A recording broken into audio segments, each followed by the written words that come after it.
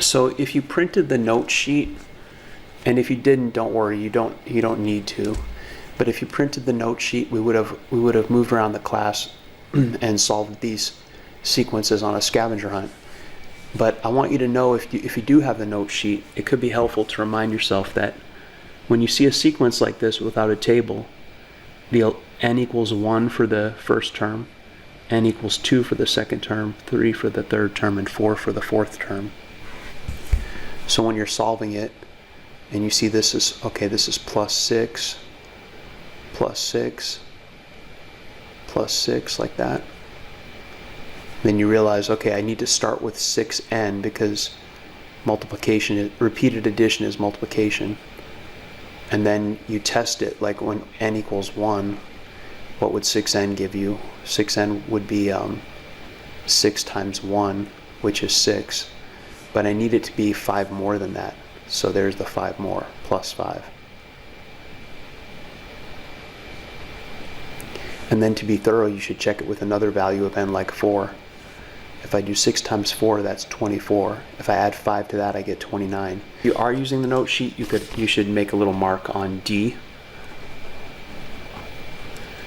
and on H and H. Just put a little star there or something to remind yourself those are different. Also I and L.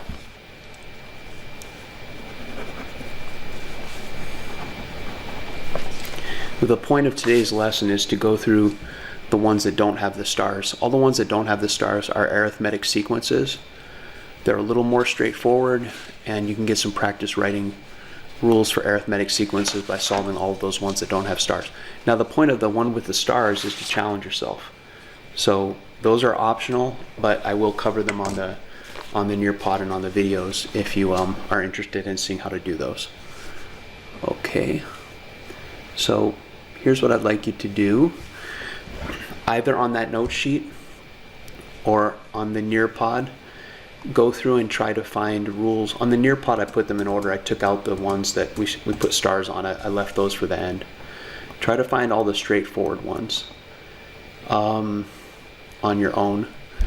And then after you've done, at a certain point, I mean, I don't have to tell you when it will happen because it'll just happen on the Nearpod. You'll hit a slide with a video where I go through the rules for the straightforward ones. Then we'll take a look at the more challenging ones if you'd like to learn how to do those. So go through, the next slides will be one sequence on a table on each slide, or you can work on them on your notes.